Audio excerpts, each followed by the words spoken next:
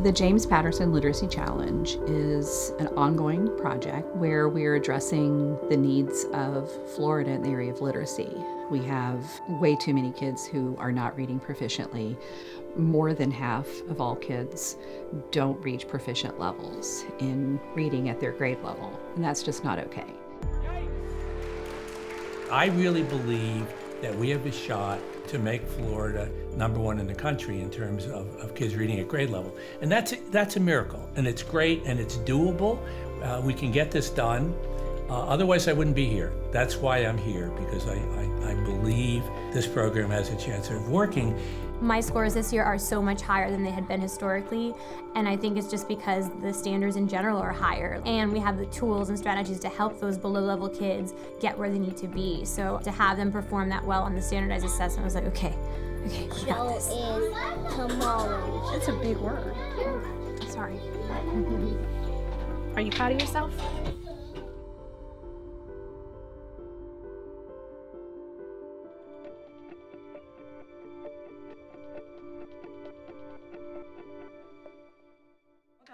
Look at me. Look at me, baby. Maine, come.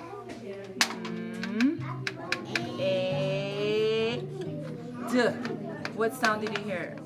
Every teacher I've ever met has wanted what's best for their students. And when they don't have the knowledge, it really limits what they can do to meet their students' needs. Right now in Florida, more than half of all new teachers did not go through a formal teacher preparation program. So they have no way of knowing what to do to teach reading. And this is a way for them to try to catch up and to get the knowledge and skills that they need. The James Patterson Literacy Challenge is basically any resources that we as literacy instructors need to succeed and help our students succeed. And I was not an education major. So to me, it was almost like, cool, I can go get what I missed by not being an education major. But I think what ended up being the coolest thing about it was, for the first time, this is something that literally all of our teachers wanted to do. Like, not just myself, but all of my peers, whether or not they were education majors, we all got so much out of it. I think the biggest difference was that it was more of like a mentor program than just being talked at and then you leave and you wonder, well, what do I do with this? There was follow-up and there was support, and I think that's the biggest difference from any other professional development that I've been to in the last 4 years.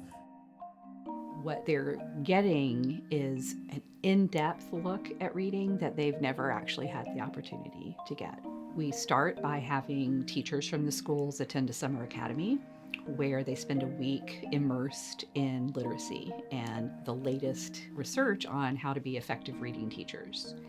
We follow that up with on-site support from a partnership facilitator that is in the classroom, providing modeling, coaching, feedback, and supporting teachers as they implement these practices. The other way that we're going to be reaching a lot more teachers is through the Literacy Matrix. The idea behind the Matrix is that we have online modules that present foundational information about key areas of reading.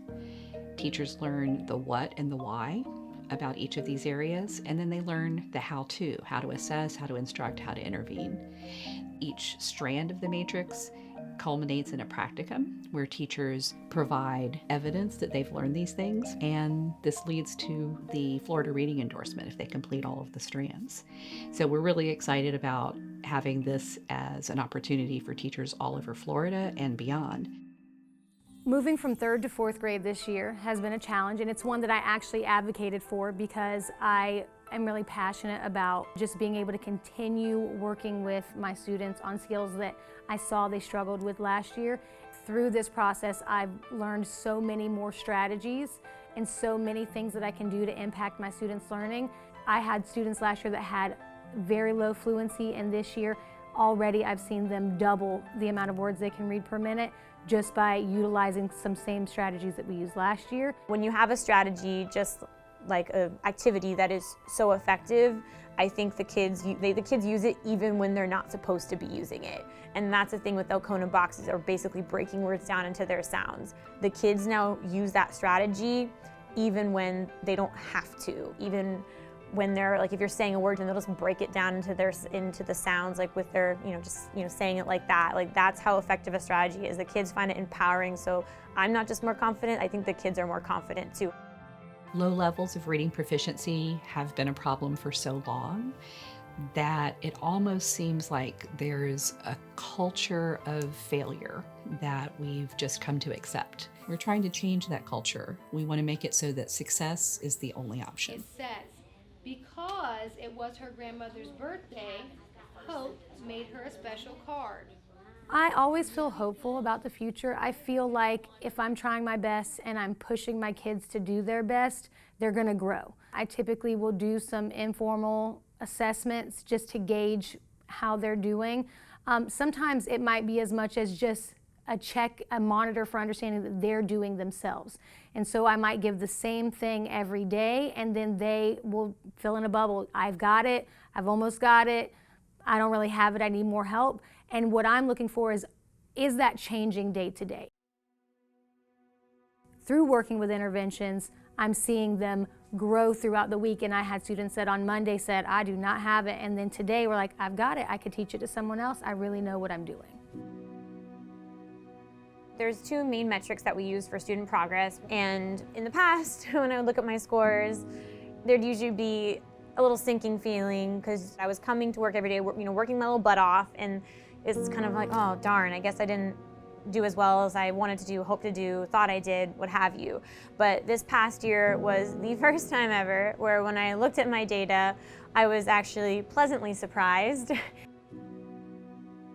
You can always say that you feel like you've taught the children, but to say, I saw this number, this child jumped this many percentile points, like that is what gave me the confidence to know that I actually was doing better and doing right by my kids.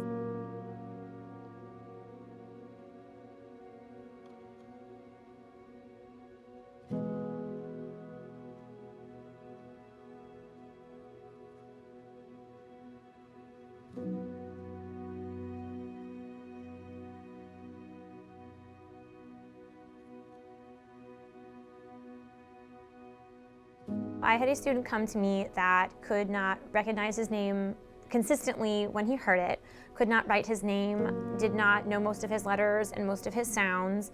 And I was really intimidated by this because, again, I'm not coming from an education background and I do not have a ton of experience. And by the end of the year, this student was writing. His mom called me and said that, sorry, I need to rewind. Okay, by the end of the year, this student was writing more than the other kids, which was really cool. Like, we do birthday cards for other staff members, like just, happy birthday, you're great, I love you, draw a picture. He would just want to get his book bag out when he didn't have to get his book bag out.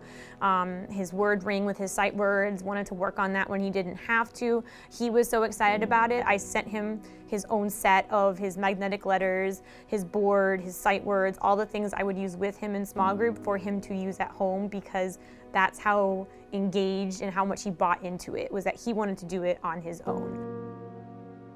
Learning to read early and well is associated with greater success in just about every area of life. Children who read well do better academically, but they also do better socially, behaviorally. They're more likely to graduate from high school. They're more likely to be employed. They're more likely to have all sorts of success in life. So what we're doing really is transforming lives, putting children on a different trajectory where they have opportunities and they have a chance at success. I feel like it's realistic to think that every child can grow and they can do more than what they did when they walked through my door. And at the end of the day, if they leave me and they've made that growth and they feel more confident as readers and they have more tools in their toolbox, then I feel like I've done what I needed to do. And they're going to continue to use those strategies to grow as readers when they leave me. And that's the goal. I don't want them to just use the strategies for this year. I want those to be lifelong strategies that they can use to tackle any kind of academic problem. I think my favorite thing is that I can take what I've learned anywhere I go, and that's because it's not curriculum dependent, and I can apply them to whatever book is in front of me, whatever kids are in front of me. I think that's what all of us as teachers are really happy about, because so much of education is buzzwords and fads, but I know this has stood the test of time and will continue to stand the test of time. Mr. Patterson challenged us to double the number of children in Florida who could read proficiently. That goal seems outrageous, it seems audacious, but it's one that we accepted, and it may take us a while to get there, but I feel like we're really on the right track.